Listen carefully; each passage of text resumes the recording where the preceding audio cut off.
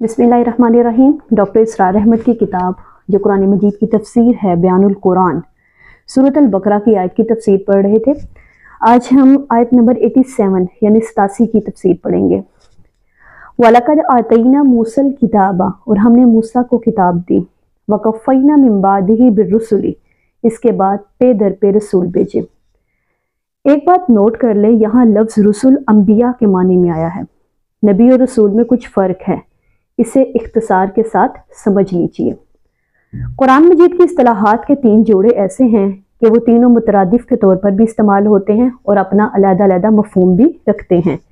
इनके ज़मन में उलमाए कराम ने ये असूल बयान किया है कि जब एक जोड़े के दोनों लफ्ज़ इकट्ठे इस्तेमाल होंगे तो दोनों का मफ़हूम मुख्तलिफ होगा, और जब ये दोनों अलग अलग इस्तेमाल होंगे तो एक मानी में इस्तेमाल हो जाएंगे। इनमें से एक जोड़ा इस्लाम और ईमान या मुस्लिम और मोमिन का है। आम तौर पर मुस्लिम की जगह मोमिन और मोमिन की जगह मुस्लिम इस्तेमाल हो जाता है, जैसा कि सूरत अल हुजरात में है, क़ालतिल अराबु आमन्ना कुल लम तुमिनु वलकिन कुलू अस्लमना, कि जब देहातियों ने कहा कि हम ईमान ले आए तो हुक्म हुआ कि उनसे कहिए तुम हरगिज़ ईमान नहीं लाए, बल्कि ये कहो कि हमने इस्लाम कबूल कर लिया। इसी तरह जहाद और कत्ताल का मामला है।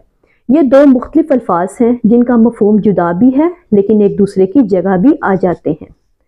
इस ज़मन में तीसरा जोड़ा नबी और रसूल का है। ये दोनों लफ्ज़ भी अक्सर एक दूसरे की जगह आ जाते हैं, लेकिन इनमें फ़र्क भी है। हर नबी रसूल नहीं होता, अलबत्ता हर रसूल लाजिमन नबी होता है, यानी नबी आम है और रसूल ख़ास। नबी को जब किसी कौम की तरफ भेज दिया जाता है तब उसकी हैसियत रसूल की हो जाती है। इससे पहले उसकी हैसियत इंतहाई आला मर्तबे पर फायज एक वलीउल्लाह की है, जिस पर वही नाजिल हो रही है। आम वलीउल्लाह में और नबी में फ़र्क यही है कि नबी पर वही आती है, वली पर वही नहीं आती। लेकिन किसी नबी को जब किसी कौम की तरफ मबूस कर दिया जाता था तो फिर वो रसूल होता था।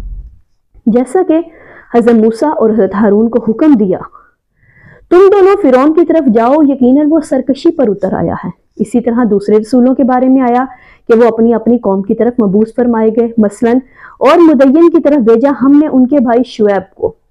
ये फ़र्क है नबी और रसूल का।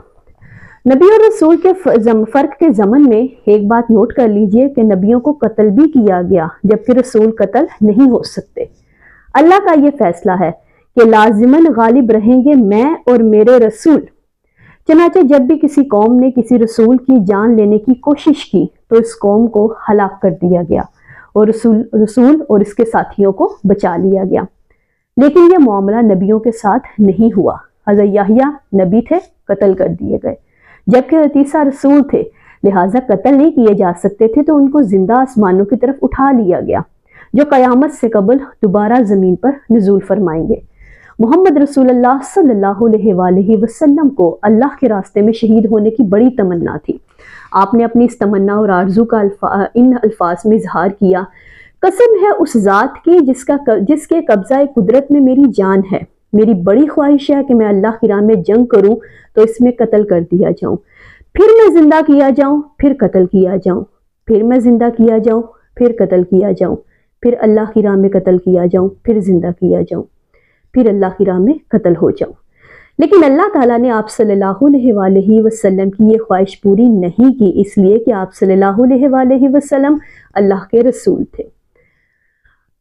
वातैना ईसा इब्न मरियम अल बय्यिनात, और हमने ईसा इब्न मरियम को बड़ी वाज़िया निशानियां दी। जिस कदर हज़रत मसीह को दिए गए मौजज़ात का जिक्र है वैसे किसी और नबी को नहीं दिए गए। इनका तज़किरा आगे चलकर सूरत अल इमरान में आएगा। वअय्यदनाहु बिरूहिल कुदूस, और हमने मदद की इनकी रूहुल कुदस के साथ। हज़रत ईसा को हज़रत जिब्राइल की ख़ास ताईद और नुसरत हासिल थी। मौजज़ात का ज़हूर किसी नबी या रसूल की अपनी ताकत से नहीं होता। इसी तरह करामत किसी वलीउल्लाह के अपने इख्तियार में नहीं होती।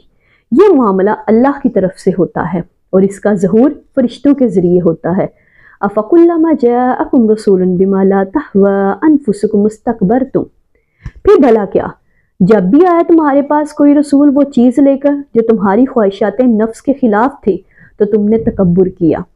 अंबिया और रसूल के साथ यहूद ने जो तर्ज अमल रवा रखा, خاص طور پر حضرت عیسیٰ علیہ السلام کے ساتھ جو کچھ کیا، یہاں اس پر تبصرہ ہو رہا ہے کہ جب بھی کبھی تمہارے پاس کوئی رسول تمہاری خواہشات نفس کے خلاف کوئی چیز لے کر آیا تو تمہاری روش یہی رہی کہ تم نے تکبر کیا، سرکشی کی۔